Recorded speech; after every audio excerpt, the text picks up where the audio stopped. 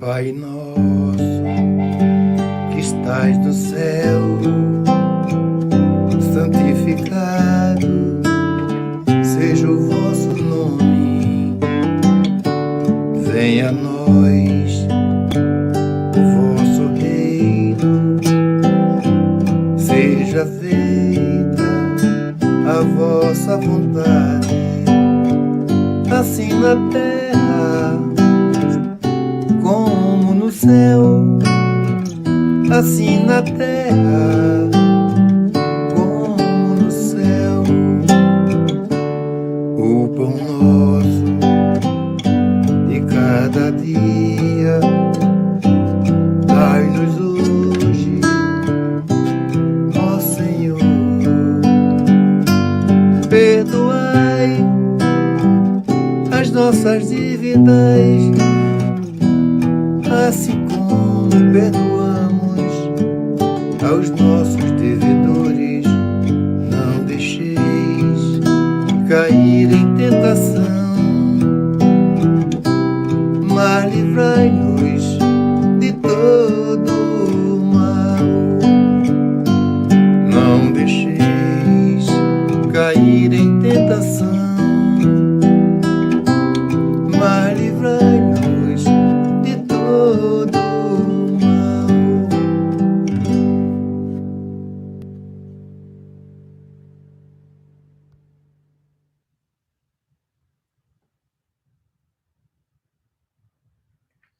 Good morning, everyone. Thank you for joining us this Saturday morning with the series of talks that was organized by the United States Spiritist Federation every Saturday at 11 a.m. Eastern Time. And today we're going to have our guest, our special guest, MARCIA TRAJANO from Georgia, from Atlanta. And she's going to be talking about meaningful conversation with your emotional self. But before we bring Marcia to talk to us, we are going to have, as usual, our initial prayer to prepare this moment that we will start by closing our eyes so that we can concentrate. And we thank our spiritual friends for being with us, for inspiring us, for helping us open our minds and our hearts to prepare for the message of this morning. We ask them for the inspiration to our friend and guest, Marcia Trajano, that she can bring to us the messages that she prepared with love and with the spirituality beside her. So thank you again. Please be with us now and always, and so be it. So, hi, Marcia. Nice to see you. Thank you for being here with us today. And before we let you bring the message of this morning, let's introduce you formally to those of our friends who still don't know you too well. So let's see, Marcia. Marcia Trajano is one of the founders of the Christian Spiritist Community of Atlanta and a board member of the U.S. Spiritist Federation. Yes, we work together very closely. Very nice. She's been a Spiritist more than 20 years and has been giving talks and leading Spiritist study groups in English and in Portuguese. With a master's degree in management of technology and a project management professional certification, Marcia currently works as a project manager. So remember, everyone, before Marcia starts, to be prepared for questions and answers right after, so make sure to send yours throughout the talk. Thank you, and now it's you, Marcia. Thank you, Tanya, so much. So, when I was asked to do this Spiritist talk, I just couldn't believe it. You see, I have embarked in this, what I call, wonderful journey of learning about myself through the facilitation of study groups on inner transformation 22 years ago. It was only recently that I came to fully understand how emotions play a critical part in knowing myself and be better able to grow emotionally, mentally, and spiritually. I read Joanna de Angelis, but I had never really met the truth of her teachings until I was asked to facilitate a study of her book, Existential Conflicts. The discussions each week were like pearls of knowledge and self-awareness that has motivated me to further read and lead discussions in English on this subject. I am now leading a study group about self-discovery in English. And because Joanna de Angelis discusses the teachings of Allan Kardec through a psychological lens, it invites you to confront yourself and grow. Marlon Reikdal, considered one of the world's experts of Joanna de Angelis and Allan Kardec, gifted us with his book in Portuguese, Cultivating Emotions. This talk has been inspired by Kardec, Joanna, and Marlon. I am so grateful for all the teachings and Tanya and the United Spiritist Federation for the opportunity to talk about this journey. So, in this book, and as you can see with the Portuguese title, Cultivating Our Emotions, which Marlon wrote 5 years ago, 2015, it shows a path to our inner transformation and stimulates us, all of us, to identify, to understand, and to deal with our emotions in a more creative and conscious way. The premise of the book is that if we do nothing, right, our default ways is to either repress or control those emotions. And Marlon, in this book, he teaches us the art of cultivating those emotions. So one may pause and ask, why? What for? Right?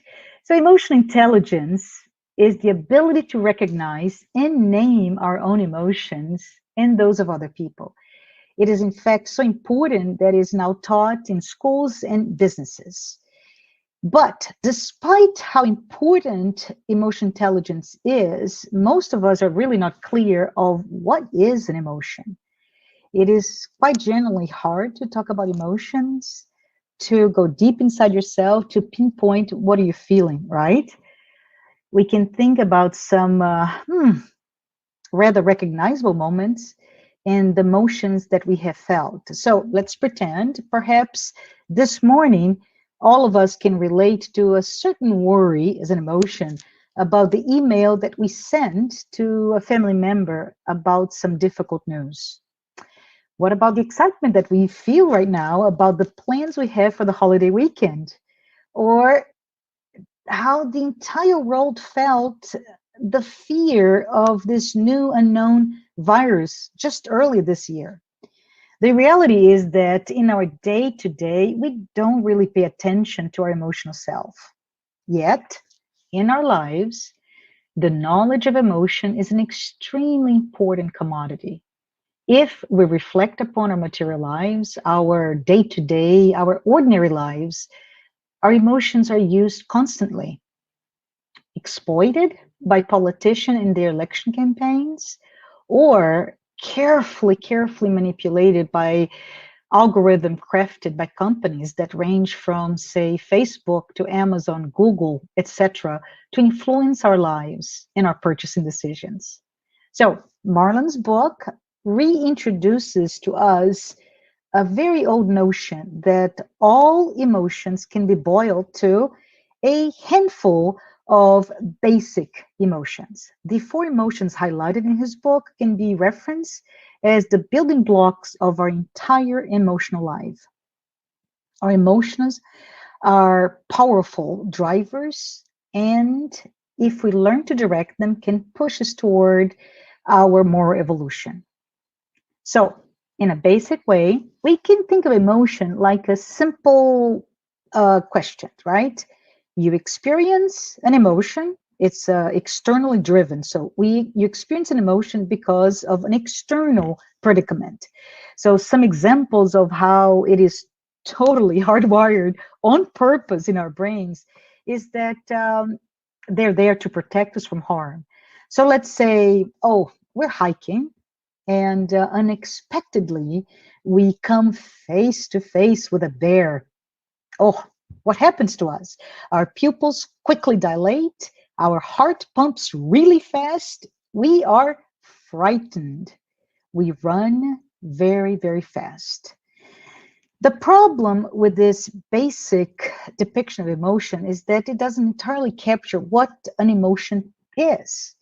It does not provide a whole picture. On one hand, it is important to recognize the reactive physiological nature of our emotions, but on the other hand, it's not the only reason we feel the way we do at any given moment.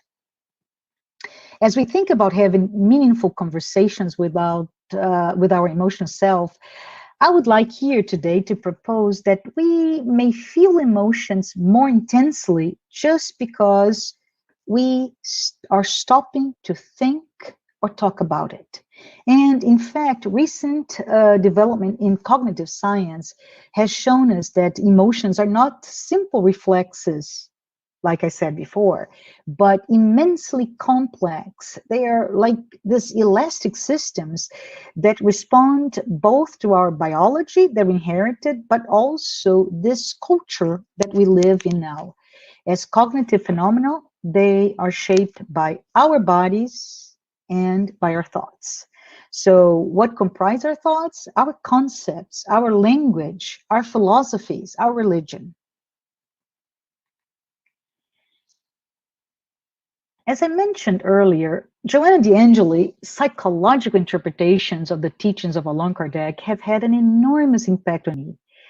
Let's just spend a few minutes reviewing some ideas that Kardec brought to us about this topic. In Genesis chapter 18, item 8, we find a reference there that humanity has arrived at a period of transformation. It must rise within the hierarchy of worlds. This reference found in the last chapter of Genesis, which was published in 1868, can also be found and further explained in the book Planetary Transition by Manuel Filomeno de Miranda. The idea is that we are transitioning from a world of trials and expiations, but we are not going to become pure spirits, not yet. Our desire, and it's inbred in all of us, to move forward, to accelerate, right, is only need to be decelerated because we need to focus on our inner transformation. And instead of thinking that we can become what we're not ready to be, and as a result, believing that we are there, right, but we're not. Let's focus on our humanity. We are humans. We have emotions. We should not suppress or repress that we're humanity and all of its contradictions to pretend to be what we're not yet.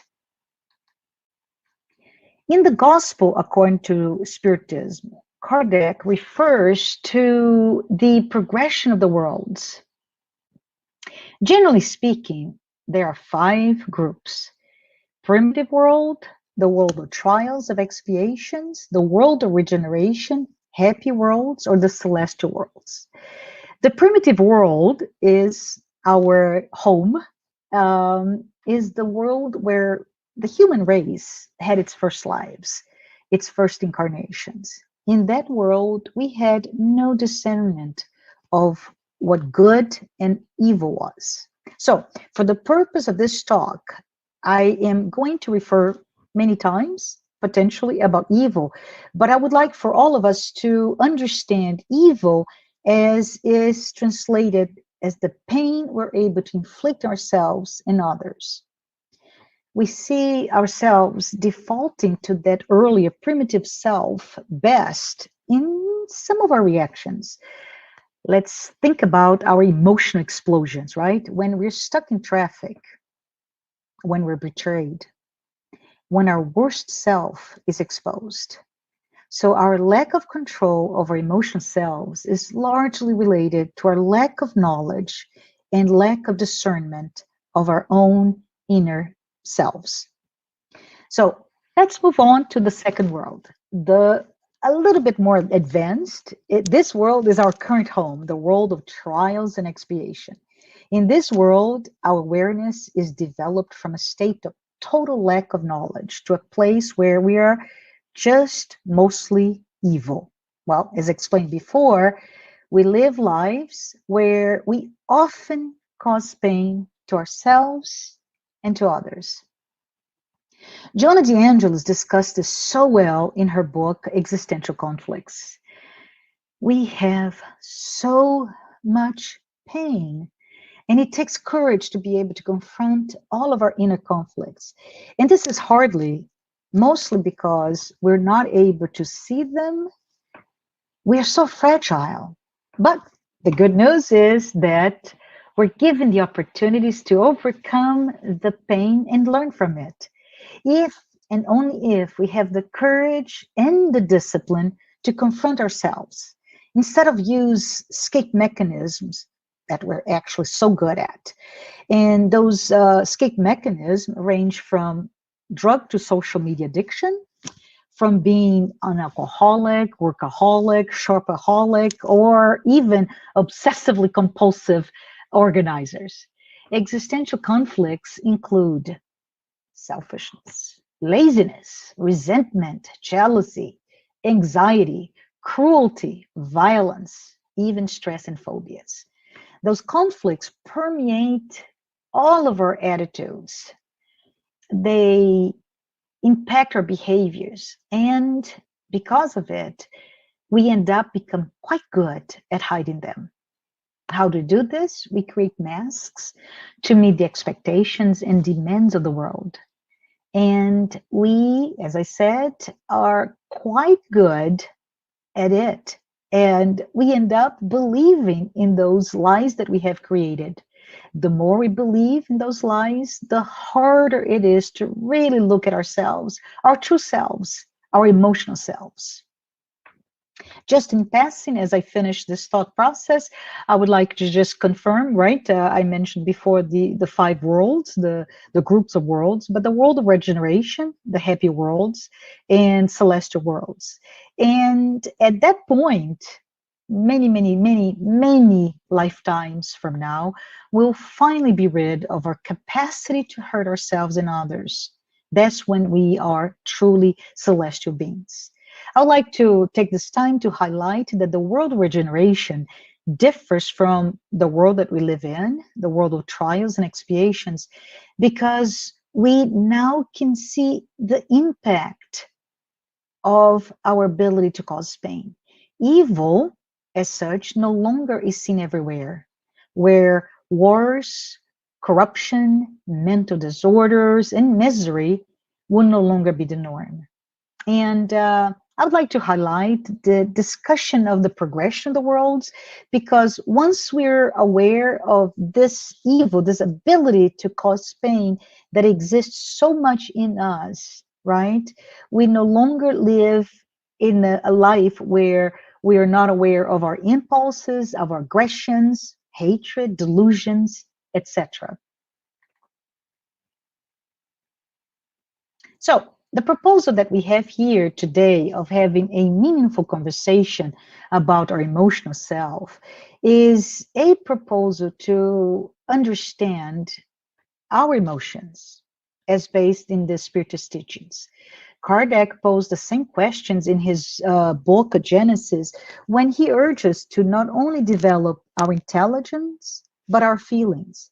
So it is quite clear that while we learn from studying stimulates our reasoning, our minds, it often does not touch our heart or emotions, right? Instead, we start to think of ourselves as someone with the propensity to protect ourselves, our ego, our masks, our emotions. We should start honoring our true self and embrace our emotions. So I propose, instead of memorizing sacred books, the Bible, the gospel, etc., let's live their teachings. Let's practice what we're learning. Let's translate what we understand into our behaviors and attitudes. But what does it all have to do with feelings? Vanity, jealousy, envy, for example. Well, I invite all of us to be brave and to learn about all those inherent existential conflicts and work through our emotions. Let us exercise this path that goes beyond our intellect and move to the realm of our feelings. If we are to have meaningful conversations about and with our emotional self, we must understand how to deal with the most common emotions in our lives, right? So, joy, sadness, fear, anger. These emotions are part of our daily lives every day, regardless of who we are, regardless of our gender, age, nationality, level of education, religion. The reality is that we all live those emotion lives, but we either ignore or because we don't know how, we can control them. So I would like to bring a different reference, and you may frown upon me, but it's really interesting because within the Disney Pixar's environment, the movie Inside Out gives us this whimsical portrayal of our own minds, right? It invites all the viewers to take a moment and look inside themselves. It's interesting because the founding member and the faculty director of the magazine called Science-Based Insights for Meaningful Life, Keltner, served as a consultant on the film. And the fundamental messages about emotions are very consistent in that movie with what we're talking about here, as well as with scientific research. And somehow it just is a beautiful opportunity to open another door to conversations to a group, a demographic group that ranges from very young to quite old. So the first message is happiness is not about joy. Joy, of course, is the main name of the character, but our pursuit for happiness drives all of our behaviors, right? So in the moment, quite a pivotal moment in the film, the main character allows herself to feel sadness in addition to fear and anger, right? So the idea was that she wanted to run away from home. But as a result, in this movie, she decides not to go through with her plan. And because of it, then she reunites with her family and gives her a deeper sense of happiness and contentment in the comfort she gets from her parents, even though her emotions are mixed and she's sad and she's afraid. So, what is the message of this? It's that those of us who are open to experience what is called emo diversity, right? So a diversity of emotions, which means we are open to feel in touch, connect with our emotions, positive and negative, have better mental health. That's it. So let us look at it and think about it. Let's mindfully embrace instead of suppress our emotions, especially the emotions that our social communities frown upon. And some examples of those repressed emotions include, let's say, anger, sadness, and fear. Anger, perhaps when we have bursts of anger, don't know how to manage it, and we can actually become aggressive or even violent, right? Or sadness, where there's so many of us worldwide, almost as a pandemic in that area, are depressed. And we are very sadly witnessing this tragic result with increasing number of suicide globally. And finally, fear, where anxiety I see in its omnipresent stage, panic attacks, obsessive compulsive disorders, phobias, and all sorts of anxiety disorders highlight the issue of how we don't know how to deal with our fears. And finally, the fourth emotion that the book highlights, which is joy, right? Even then, it can have some negative impact. When we don't know how to manage our lifelong pursuit of happiness, when we seek joy in areas that are very superficial, that may lead to only sensorial experience and the pleasures that we seek, we may indeed find ourselves with many compulsions, right? We already talked about some, but alcohol, sex, exhibitionism, unbridled search for power, lives built on an artificial opportunity looking for joy. So, one mechanism that we can use is, simply put, to be able to recognize our emotions and learn to cognitively reappraise them in each situation. In other words, be able to reinterpret what this means and to shift our emotional response. The other mechanism, which Marlon explains so well in his book, is instead of avoiding or denying our emotions, we should simply accept as a very important part of our lives. So, mindfully embracing an emotion just means that rather than getting caught up in the drama of an emotional reaction, a mindful person is now able to be kind with himself or herself and observe the emotion without judging it. This type of behavior allows us to create a space to look at our root cause of how and why we're emoting to any given situation. Choose a healthy response, and open a way to self-discovery, self-awareness, a way to see who we truly are without our masks. So, in conclusion, all the problem of our lives and our society result from an emotional life that is not healthy. So, Tanya, I spoke too fast. Do you want to take it from here and ask some questions about the subject?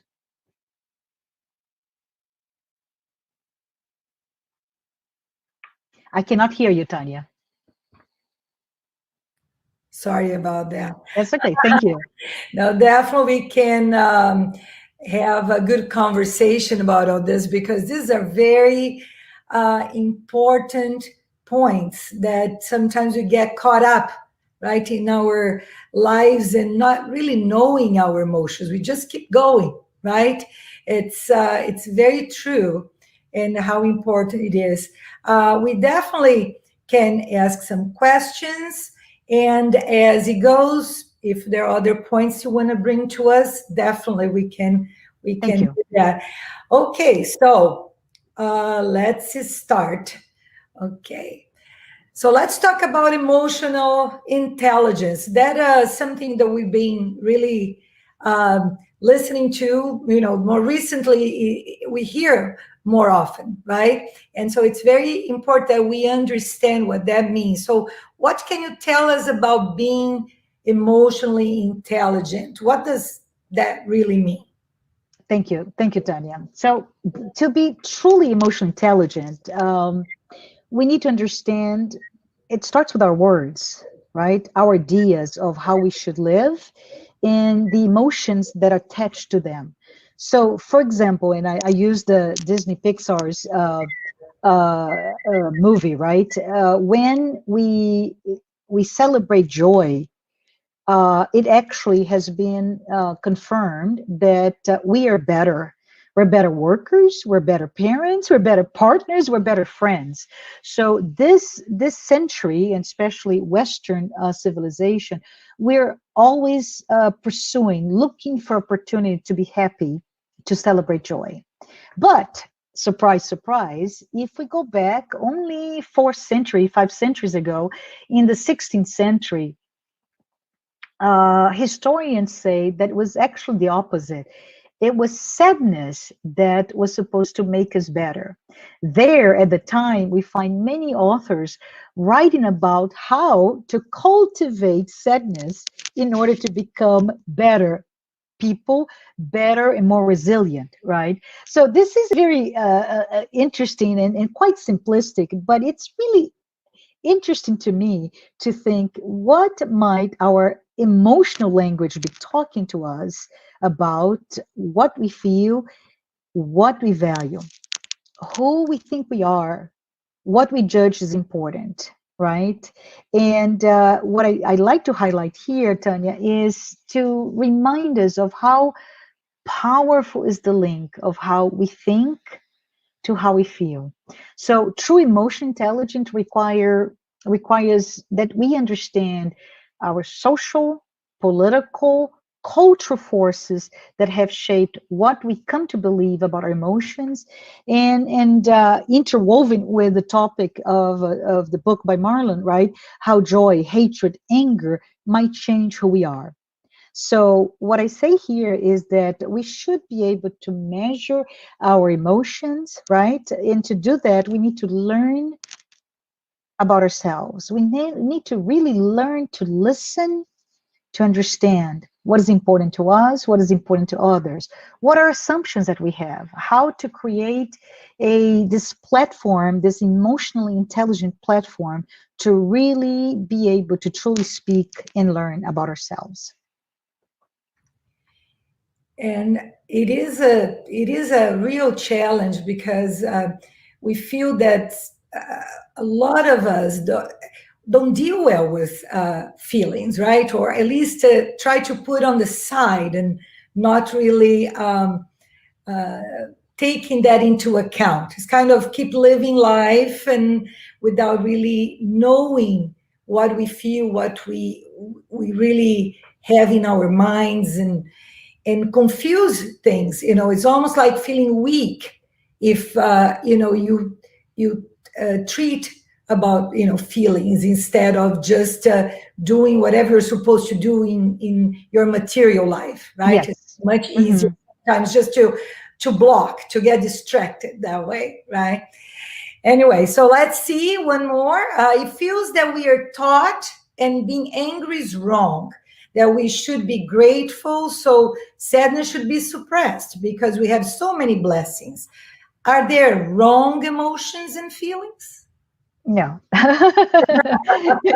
So this is very interesting, right? In researching that the history of emotions and understanding that sadness at some point was actually the emotion that everybody strived not so long ago. We see that there are no bad emotions. In fact, the idea that we ourselves judge what is right, what is wrong, that's what leads us to create those masks, right? And it's the thought that Joanna de Angelis puts so well in her psychological studies, and I've become really taken by studying, especially the Jungian psychology, where she bases a lot of her work. Right. So from that perspective, it's important that the masks that we create based on our own judgment, so that the cultural environment is because we are pushed to meet that demands and expectations of society. We are born and we live in the material world, and we are pushed, we're driven by attaining to that. And sometimes being angry and out of control does not meet the demands, for example, and I'm just going to pretend, of a CEO of a global company, right? That CEO must have a very controlled posture.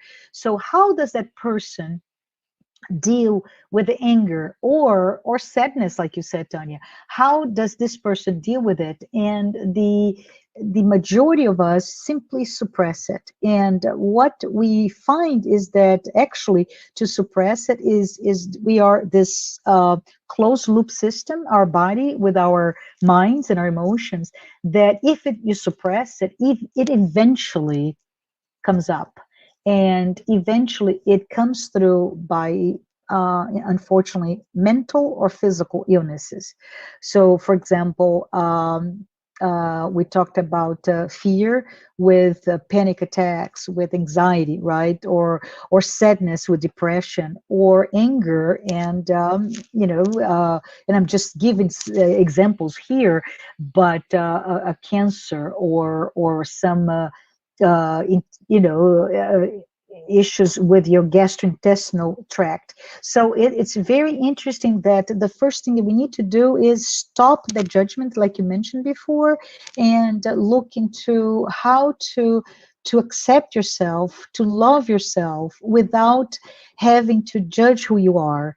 And once you do this, then you're able to reinterpret, is this the appropriate response to that external incident? And I say this because one of the things that is very important for us to know is that emotions are externally driven, whereas feelings are internally driven.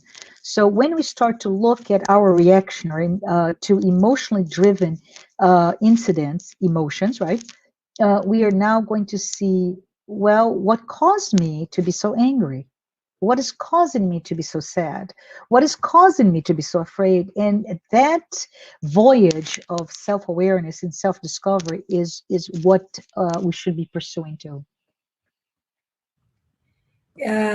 It feels like it accumulates, right? If you really don't recognize what you're feeling and who you really are, it catches up with you, right? I mean, it gets to a point where you cannot avoid it, even in illnesses, or like you said, right? So it is a journey that we cannot avoid. Sounds that way, right? Yeah.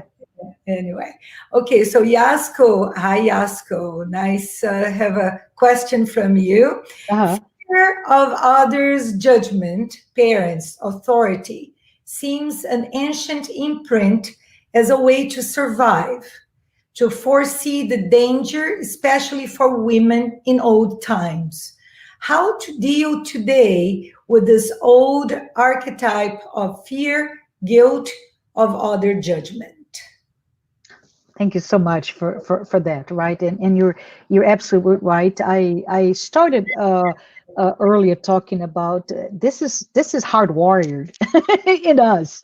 The fear, like you said, for certain judgment is hardwired. It's how we protected ourselves. It's how we evolved.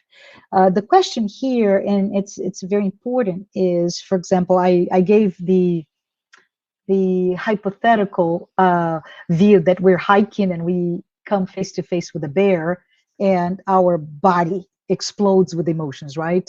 Adrenaline, and the pupils dilate, and our heart goes faster, etc., etc. What I see here is the importance of us understanding, when we know ourselves and we confront our emotions, is to then pause, to reinterpret. Why is this, first of all, is this emotion really relevant, right? Is this something, like you said, is an archetype that we've learned and it's imprinted in ourselves? And how can we evolve from it? Because we have evolved spiritually, our society has evolved, our humanity has evolved, our planet has evolved, and it's important to understand that maybe those fears are no longer based in reality. So today, I'm afraid that I have to speak to an audience in front of a camera, and my heart too is racing.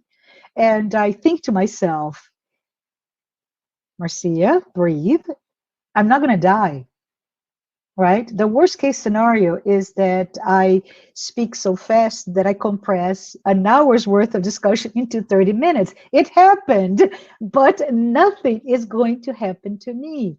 And so we start to have those dialogues and not suppress the fear is real, right? But we start to understand the root cause may be, I don't know. Let's think about it. Then maybe it's based on my sense of vanity. I want to look good, right? I am speaking to peers and so many amazing people. What am I doing? Is it the fear that I'm killing my ego? That my ego, who carefully constructed this mask of I can't speak in front of a camera about this topic. And so with that, we start to calm ourselves and are able to now meet with those emotions, with honoring them, but not being controlled by them. I hope this answers your question. Yeah, a lot of challenges, right? But that's how we're evolving. That's what you're saying, right? Mhm. We definitely cannot avoid who we are and the things we feel so that we can conquer to the next, going to the next step, right? Correct. So if we don't recognize, if we think it's all good, we stay there. And things take a little longer for us to get to those worlds that you mentioned before, right? Which Yes. is definitely what we want to get to that pure spirit condition. But there is Yeah. a way to conquer. That's for sure. Yeah. Let's see. We have some more questions. So you mentioned wars and corruption are part of our inability to recognize our emotions. Can you explain that? Yes, thank you, Tanya. So when I mentioned wars and corruption, oh, drugs and misery, right? I was talking about the world that we live in. So this is the context, a very good one. So thank you, Tanya, for us to understand why do I say that the world that we live in, this world of trials and expiation, uh, it's dominant evil, right? So I further explained evil as the capacity to hurt ourselves and hurt others. Why do I say that? If we think of ourselves, we are not evil. I hope no one who's listening to this is an evil person. But the fact is, if we put that aside, right? We've had I don't know, good families. We're living lives of love and learning, etc., etc. We're here today. We could be elsewhere at this morning, this beautiful morning, but we look for that predominance of evil by looking at how many instances of wars we live through today, and terrorism and corruption and drugs. And they all are related, Tanya, to this one source, which is those four basic emotions. So when we see war, it is directly related with my own, and it's in each and one of us, my own inability to deal with my basic emotions, right? We cannot deal with war as a race, as humanity, if we're not able to control, to confront, to control, and manage the anger that we experience every day. And this anger is so real. It can be somebody who said something that did not match what you're expecting, the carefully branded you that you put out in the world. I'm talking about your masks, right? Or you are in traffic. It just it may just simply be that I am running late and I'm trying to move, and there's an X in front of me, and I'm just angry, and I get really outbursts of anger just by driving a car. Another type of basic emotion, Tanya, is uh, fear and depression, right? And which tells us that we cannot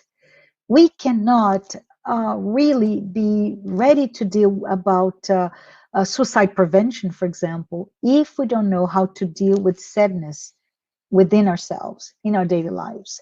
So societally, all of those ills result from the same issue. We don't know how to deal with our emotional selves. And that's the purpose of this talk today, is to open our hearts, open our minds to really start to look at ourselves with love, with respect, and to open to the ability to confront our emotional lives. Yeah. And it's so easy for us to move into blaming others, blaming the society. Everybody else needs to change and be better and to accommodate our own needs or what we Correct. think we need. Correct? Yeah. It's so the moment that we decide really that we are the ones in charge of our own happiness, like you were talking before, in a spiritual way, because sometimes people confuse happiness with getting things, right? Oh, I'll be Hmm. very happy when I have that car. I'll be very happy. Well, it, Correct. so confusing, right? Do you want to tell us a little bit about this confusion? This is me asking you, right? This confusion of emotions versus those needs that they're not really needs. It's what we make it up. Yeah, yeah, and I would say I would reframe your question, Tanya, with the notion that, and I mentioned earlier that our society right now really focuses on happiness, right? We all, there's this common inherent thread to all of us. Two things, actually. One is that we all have a problem that leads us to being pain. But the other one is that we all want to be happy. And many times we confuse happiness with joy, right? To enjoy is often confused with this euphoria. Some examples. Oh, I don't know. You mentioned some material examples, but then so many others. For example, Tanya, when we talk about for Brazilians, right? If some people spend their whole year waiting for Carnival because it's an explosion of joy and euphoria, or going to a concert, right? So it's still an experience, but it's an artificial induced experience of joy. It has to be made true. And the idea here is that when we are truly looking at ourselves, we start to see that deep down inside of us, what gives us happiness is a sense of peace, right? It's a sense of balance and understanding all of the things that you truly are. So one of the things that's very interesting when you start talking about ego and self and conscious and unconscious, right? In the psychological series by Joanna DeAngelis, those books, and Joanna really teaches. And I would say this is the best a gift that I could give to anyone here. If you have not read, please do take the moment to access those books, because they're just amazing. But when we start talking about this natural half of our lives, right, our natural desire to be successful, and unfortunately success is interpreted as I am what society tells me is successful person. So my beautiful car, my beautiful house, I don't know, my beautiful career, my beautiful family, right? We want to be the best of the best. That's what we learn, and it's okay to want that. The problem is when we become entrapped by owning or experiencing things are the only two drivers for you to be happy. Did I answer the question, Tanya?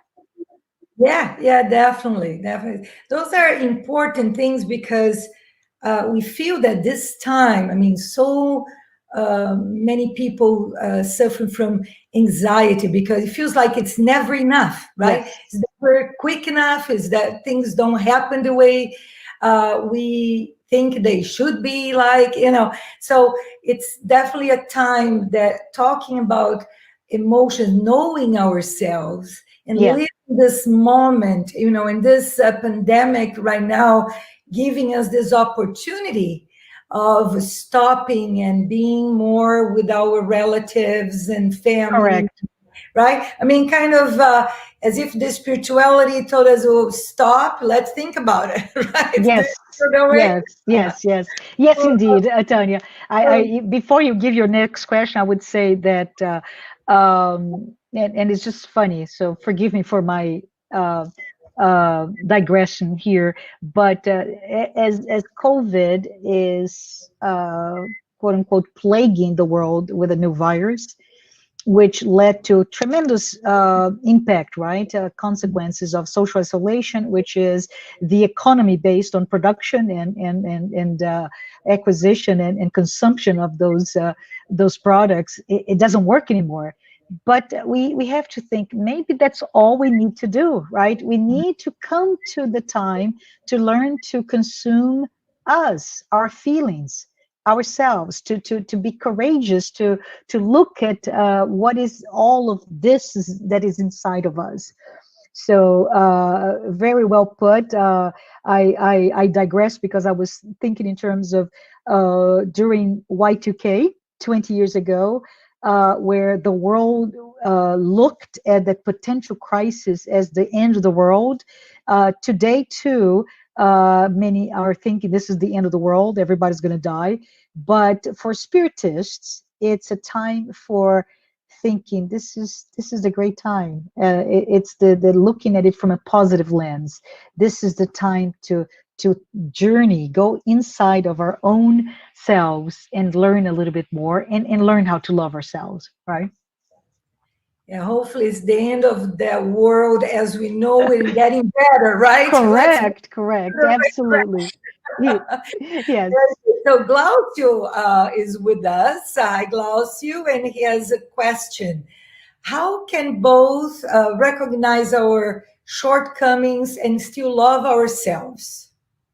We do. How we reconcile, right, those situations? Yeah. So Glaucio, I would like to take a journey, my own journey, right? In when so many years ago, when I began teaching about inner transformation, and it was a world that was revealed to me, to have the courage to look at myself, right? But at that time, I see, and that's what's different from learning from Joanna DeAngelis, is that the lens that I've been given with those psychological series of books about inner transformation is where we look at our moral transformation not from an intellectual perspective only. So what am I talking about? When we stop at the intellectual exercise of identifying, right, with self-awareness, self-discovery, identifying all the things you are, and you stop there, then the tendency is two things. Either you repress them, you suppress all of who you are to become what you would like to be, or what's the desired state, or you go crazy and you start judging yourselves. And the idea that is put so beautiful to us with the studies of Kardec, Joanna, Marlon, is when we talk about emotional selves, our emotional selves, is the fact that first and foremost, you need to learn to be very strong about looking at your shadow, right? With Jungian psychology, look at all those things that you reject about yourselves, all those things that you reject. Why? Because they don't match that carefully crafted mask to meet outside world demands and expectations, right? So by having the courage to look and slowly carve in our shadow and understand in our subconscious minds what it is that I am really am, right? That I mentioned the hypothetical idea of a CEO that needs to be very controlled, but that person may be completely uncontrolled. And how do you go back and say, it's not because I'm bad, it's because anger is part of who I am? How do I reinterpret that anger? How do I understand what is the root cause of that anger? How do I love myself, not despite of my emotions, but because of my emotions? Because the more you look into who you are, and the more you forgive yourself, or for the more you embrace yourself, the more you are able to love and love others, and be a better person. It feels that's a great point. Love ourselves. It feels that if we see ourselves as this immortal spirit, right? Correct. That we're destined to become perfect, because that love progress will take us there, pushing us forward. Uh-huh. And if we accept ourselves, that we are apprentices, we are in this process, it feels a little lighter, right, Marcia? It's not Yeah. just kind of, oh my gosh, I still feel angry. Oh, I'm a bad person. No, I'm not a bad person, right?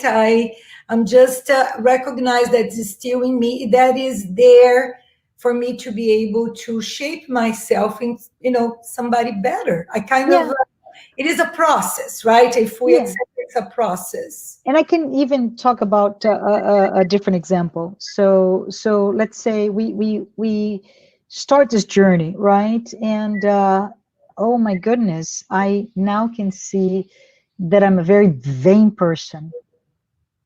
How is my vanity expressed? Vanity is just you want to meet the illusion of being X, right? The majority of us think of vanity as the mirror. Look in the mirror and seeing a beautiful whatever. But the vanity can be in I'm really in love, if you will, with that illusion that I created of a powerful person, or a whatever, right? Or a young and desired person, or a very intellectually stimulated person, intelligent person. So let's pretend we go for the most basic one. I am a vain person, and in order to be able to look good despite aging, right, I will spend my money, my right, I will invest in the most expensive outfits and jewelry and cars and everything to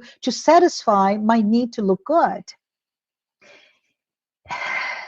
The problem, on one hand, as I was mentioned before, is if we don't go deep, we end up hating ourselves for something that it's okay. It's okay to look good. It's okay to have a comfortable life, right? So instead of removing the accoutrements, right, removing all of the things that were trying to make me to fulfill this hole that I have inside of me that wants to be what perhaps I think I'm not, right?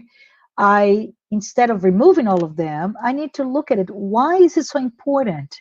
Why do I feel perhaps a sense of not being self-worthy, of feeling good? Do I need really those expensive clothes to feel good?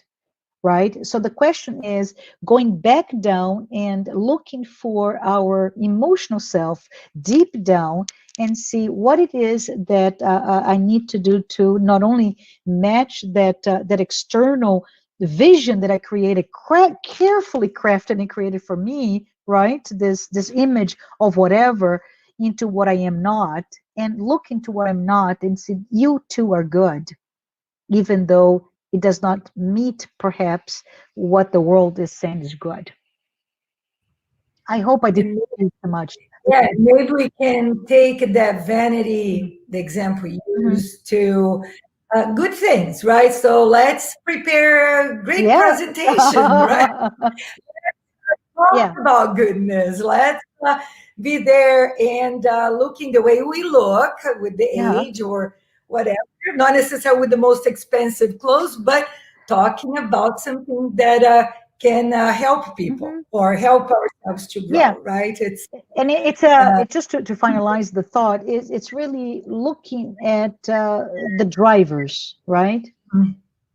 It's okay to take care of yourself. But why are you taking care of yourself? And is taking care of yourself making you a prisoner of that? Does this make sense? So, for example, in a different world, right? I am arrogant. It's really all about having this posture of arrogance, of pride, of power. But deep down inside, we all know that we're powerless, right? So I can either look at my need to be there or be truly powerful. So look inside of you, of us, to understand what it is that I feel, because it's all created by us. What do I feel that I don't meet what the world expects of me? And by being your authentic self, we are truly embracing who we are, and we grow in the process. Well, it feels to me that this is really the basis of what we learn so much in Spiritism about inner Sure. transformation, right? Yes. interesting. We hear that all the time, and some people ask, how can I do this? How can I do my inner transformation? Yeah. It's so abstract. It feels that you're bringing to us some points that are very concrete in order to help us in this process of transforming ourselves. Is that what you're bringing us? Yes, yes, yes, yes, indeed. Very good. So let's see. Oh, Claudia is with us, Claudia Nunes. So let's see what she's asking. Our actions provoke reactions that the ripples affect others around us. With that said, we need to be careful with everything we do, say, and even think, right? Yeah. Thank you for your confirmation. Yes, Claudia, it's so good seeing you here. And you're absolutely right. Right, we understand, and this is I'm putting especially those of us who study spiritism. We understand that everything we do, there is an action and reaction, but we also understand something that's quite interesting. Spiritism tells us there's a, what is it? Let me try to say. There is a cliche that says, the road to hell is paved with good intentions, right? And Spiritism tells the other, which is the fact that your intention is the color of the reaction to your action. What am I saying here? If my intentions are pure, even with failing in the divine justice that from our God, our Creator, gives us, is that this will be taken into consideration. It's more in the realm of a mistake than an intentional mistake. And when I see that, is that the inner transformation is like that as well. All that is inside of us, our intention is what we need to look into it. So while the emotion is an expression of what we emote based on an external incident, right? So it's very important for us to see the internal motivation is our own. What is it that is our intention to do this or that? So if let's say we talked about the arrogant person, right? This person is actually carries this air of arrogance because let's put a female. She wants to look very powerful in her position, whatever that may be. It could be as a mother, as an employer, I don't know what. But this person carries herself with a certain position of arrogance and power. And the two things we need to see is this a mask? Is this person creating this arrogant behavior because it is a demand, an expectation that her position puts her in, and people are calling her, you are just the most arrogant person, and after going through inner transformation, now she stops looking so arrogant and start to speak with not the same tone of voice, so on and so forth. But the question is that a position of power is true? She is a powerful person. Inside of her, the motivation is another. Then she should not change who she is. That's the thought process of in that idea of action and reaction, and we still need to be careful. But I urge all of us, Claudia, all of us to look at it from the perspective of it's not just the action, but what was the intention behind. And I would say even broader than action, of our actions, our words, our thoughts, right? Yeah, a lot of food for thought here for this Labor Day weekend. We'll have a lot to think. Yeah, no, it's especially we definitely sometimes becomes like a self-prophecy, right? I mean, you have this image to other people, and then you almost like have to keep up with your image instead of Yes. trying. It is a lot of work to recognize and change, and then let this new image or new you be part of yourself, instead of just oh, she's selfish, or he's, very arrogant, like you said. And suddenly that's how that person is perceived. And it's a tough job to change that, Yeah. right? But So, it's us, not for others, right, Marcia? It's yeah. our work.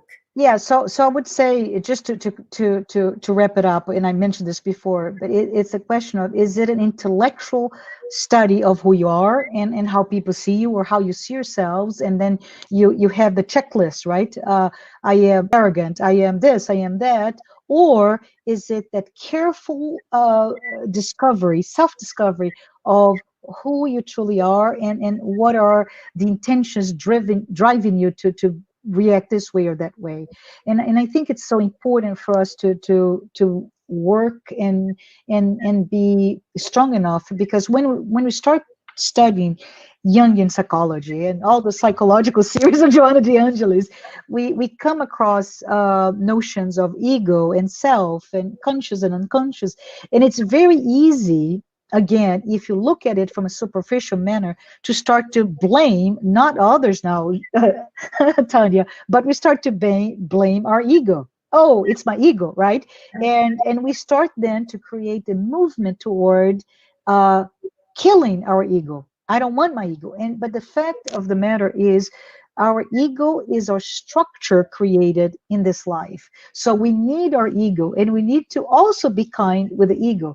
What is the problem is when that ego is become rigid and determines all of our actions, and also suppresses anything that does not match that you created to meet the external expectations and be validated by our society. So I think the danger is when we stop looking ourselves, and most importantly, because we don't look at them, we are afraid of looking our shadow, all the things that we bury inside. So this is an invitation for all of us to really be gentle with ourselves, and to look at it. And if we want to seek outside counsel, right? And I'm not talking about psychologists. I'm just saying, Tanya, hi, I'm now going to learn about myself. Can you tell me about me? And if Tanya sees something, for example, that is my blind spot, right, Tanya? I'm not aware of it. It's here, but I'm not aware. It's my blind spot. So Tanya can be very cruel to me. And she can say, you're arrogant, you're vain. What else, Tanya? You are this and you're that. Or she can take that moment with great respect and say, thank you for the opportunity. Let's look at it. I believe, let's say, that there's arrogance in your actions. When you try to do this, it's because there's a pride element to that. Let's work on it. Let's explore it together. So you are moving away from your 25%, let's say, of your awareness of yourself, and it's not 25, it's much less, right? Your consciousness is very small in relation to what you are unconscious of. So let's open up, because the more we become conscious, the more we are able to embrace ourselves, our true selves. Yeah. Well, that's when those who don't like us too much, sometimes they are very helpful, right? Because they will definitely bring those qualities of ours that are not necessarily real good qualities. But Yeah. and sometimes we get upset, right? Because of course we don't want somebody tells us Yeah. things that we don't like about us. But Yes. it's a good friend is the one that will also bring to us, like you said, some points that we can do better, that we Yeah. can improve, or at least, for us to get to know that we have that issue to work, right? Nobody can tell us what to do, but at least we are aware, like you said.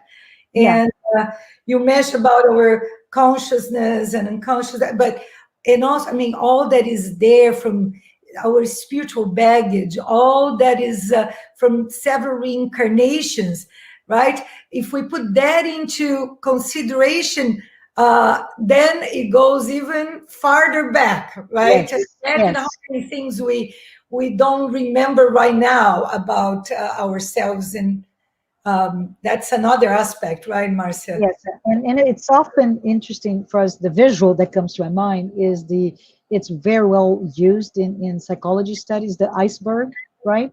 Hmm. So as an iceberg, our conscious is the tip of that iceberg that is floats above water, and our subconscious is this enormous 10, 15 times of who we are. And in reality, as you said, Tanya, it's much more than that because we carry the experiences from many, many lifetimes. So from that aspect, when we start talking about conscious and unconscious, it is really interesting to be able to learn or use whatever mechanism to embrace of what we don't know. So another tool, and I did not come prepared to talk about it, but let's pretend from memory. Let's go to talk about it. But it's the Johari's window.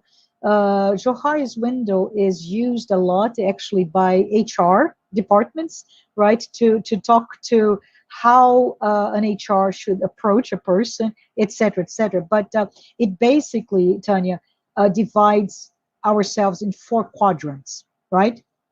So the first quadrant is what you know and what people know. So it's your conscious, but it's what everybody knows about you, right? The other quadrant is what people know, but you don't. That's what I said, the blind spot. And then we have that area of where you know, but people don't know. And those are your masks. Let's pretend I am an awful mother, right? I am an awful mother. But when I go to school, what mask do I put in front of my teacher? Oh, honey, my dear, and whatever is in the archives of my understanding of what a good mother is, and I promptly pick it up and I act with those masks. So it's very interesting when you start thinking about it. That area is an area that we don't want anybody to see, right? You invest a lot of your time to build that illusion, that image of who you are. And finally, the last quadrant is your unconscious. And the unconscious is what you don't know and I don't know. But it's very interesting because in the realm of the shadow, I don't know, and most likely you don't know, it's where the growth comes. If I start to look inside of me, I can find not only what I reject, but the incredible potential of our souls, right? It's just there's so much that we can become, and it's all here, who we are. What stops us is our judgment driven way of working, who we are and who we want to be. Yeah, wow, that's great. Well, I think we had a question from yeah, there we go, Yasko. How to learn how to interpret and deal with the non-said, the silence in a relationship. Oh, Yasko. That's a difficult one. And I don't really know how to answer, right? Because I think the silence in a relationship, it's similar to the silence in ourselves, right? So it is understanding what is behind it, what is the intention. Is the intention could be simply put two different types. I am a gregarious social extrovert, and the other is a very introverted and prefers the silence. Or it could be, I don't know how to deal with this conflict. Therefore, I prefer to stop right now and create that vacuum, the silence for me to process that conflict. And there are many, many, many studies right now about conflict resolution, right? In terms of how do we deal, and this is beautiful, by the way, right? But how conflict is really not a question of the what, but the why. It is the value behind that conflict. So once we start to look into again in that in the realm of our emotional truths, if we start to look at what is it that I value, what are my values in this conflict, and we calibrate, then we're able to subside the silence. I hope this addressed a little bit your question, Yasko. Yeah, that was a tough one. Let's see if we have some more questions. We have one more. It sounds like sometimes we just think we conquered a virtue, but we are just controlling our behavior as a civilized person we learn to be. What is the difference? Yes, that's the real question here. And as I mentioned before, early in my journey as a spiritist, I was really taken by the studies in inner transformation, right? And when we start to talk about inner transformation, we take stock of our what we call virtuals, and I like to call it actually our qualities, right? Instead of virtuals, our defects, and I call those our imperfections that we bring in our addictions, our vice, etc., etc.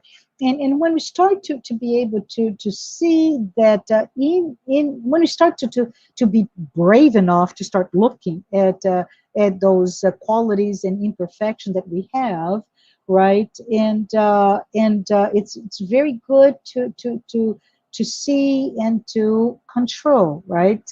But the reality is we need to be very careful with the word control. What is it to control? Is to suppress, or is to understand what it is that is leading me to do this or that. So it all goes back to that idea of intention, that idea of what it is that is underneath all of this. The majority of the time, it comes from two things: our still self-centered nature, and our still urging to be what we're not, which is our pride, right? We with this ego create this creation of our ego to be what we're not, and those two things lead the majority of the pains that we feel in life. When we're able to look at them and understand our drivers, our motivations, and be nice to ourselves, then we're able to reinterpret those and really start to get to the root cause of it all. Yeah, I guess the key is not to pretend to ourselves, right? To Correct. be Yeah. and conquering, really, I mean, in the pace, in the timing that we need. The problem is sometimes we get anxious that we want to be that perfect person that we learn we should be or will be one day, and we got all messed up. We kind of decided to show, and not even to others, to ourselves. We kind of, like you said, we're so intelligent to justify everything and put masks and kind of, and then we just postpone this real evolution, right? We just kind of keep in this comfort zone, right? Yeah. And anyway, and I think there's something else, Tanya, if I may. I don't know if we have time, but it's important to understand that spiritism, right, gives this direction to become better, right? But the fact is that we have many lives, and our inner transformation will it's a fatal conclusion, right? Our inner transformation will take place through time. To understand, first and foremost, I am not a pure spirit is giving room for us to understand that we have our imperfections, right? And Tanya, it may come as a surprise for us in some certain things, our blind spots, but we have plentiful of room to grow. We are infants in our journey to become the spirit one day. So it is important to allow this path in this lifetime, in this incarnation, to understand and keep evolving. So, for example, when I honor my emotions, my jealousy, or my envy, or my pride, whatever is pulsating inside of me, I usually, and this is really hard to say, but I usually imagine that no one outside of me will like or accept me. Right? That's the true about all of this. We want to be loved. We want to be liked. We want to be accepted. But this is the reason why we become so good at what hiding what's inside of us, right? And you may say, but what is really the problem? Why can I not hide my basic emotions, who I am, right? But think about it, and I mentioned this in passing. Let's say, I don't know, we want to control things in ourselves, but like in nature, when we don't respect, when we don't truly honor its nature, it leads to natural disasters, right? So if we keep suppressing all that we are, and it can be, as I said before, envy, pride, jealousy, I don't know. If we keep suppressing them, we will somehow get an outlet for that is burning or boiling inside of us. So we need to start thinking, what is the real cost of denying our own nature? What is the real cost of denying our own emotions, right? And the final thought about it is, well, Marcia, are you telling me that I should just give free rein to my emotions? And the answer, no, it's not. But it's to, instead of when you're angry, start yelling or throwing things, breaking things, is to understand what is the cause of that anger. Why is it so difficult for me to deal with whatever that is giving me this outburst of anger, and to want to destroy everything else because right now I feel destroyed? And that's the gist of it. Well, I think you did what I was going to ask Uh-huh. you, which is your final Uh-huh. thoughts and remarks, and to stay with us. This thought is definitely something that we should take with us from this talk. It was really, really great. Thank you so much, Oh, Marcia. Yeah, it was a pleasure and a very eye opener for all of us on this matter. Uh, and I would like to ask you, if it's not too much, that if you could now, Dane, unless you have something else you'd like to bring to us, and then bring our final prayer to end our life today.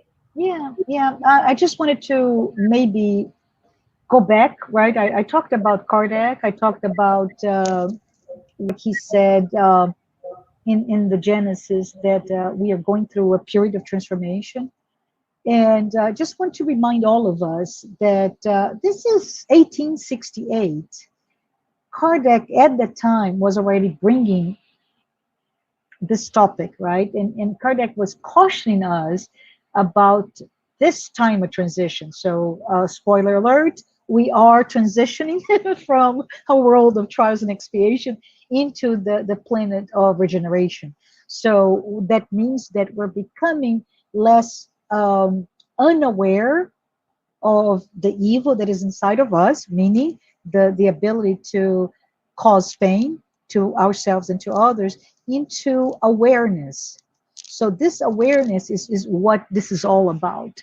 And he mentioned to us, right? So what I would like to just leave it here is, like Kardec, to invite us to really look at ourselves and to stop living a life of reaction, right? Let us understand that we can indeed adopt a new way of thinking, a new way of being, right? It's while focusing on our education, our intellectual education, but also to take the time to develop our emotional intelligence, right? And I just want to say thank you, Tanya. Thank you, the U.S. Spiritist Federation, for this opportunity. It's been truly an honor for me to be here. I appreciate this time. And I would like to, with very few words, just to say if we could all connect with all the spirits of light that are here today during this hour and a half. And we ask that they be here with us, sharing those insights, helping us be stronger with our emotional selves. May the spirits of life bless each and every one of us in our own journey of self-discovery and self-awareness. So be it. Thank you so much, Marcia. And we invite everyone for next week. Don't forget our weekly series of talks. And we'll have here our guest, Leonardo Vieira from Maryland, and he'll be speaking about our neighbors. So same time, 11 a.m. Eastern time, we'll be together again. Thank you, Marcia. Thank you. Have a great weekend, Labor Day weekend. And let's keep in mind what we learned today. Thanks. Thanks, everyone. Bye.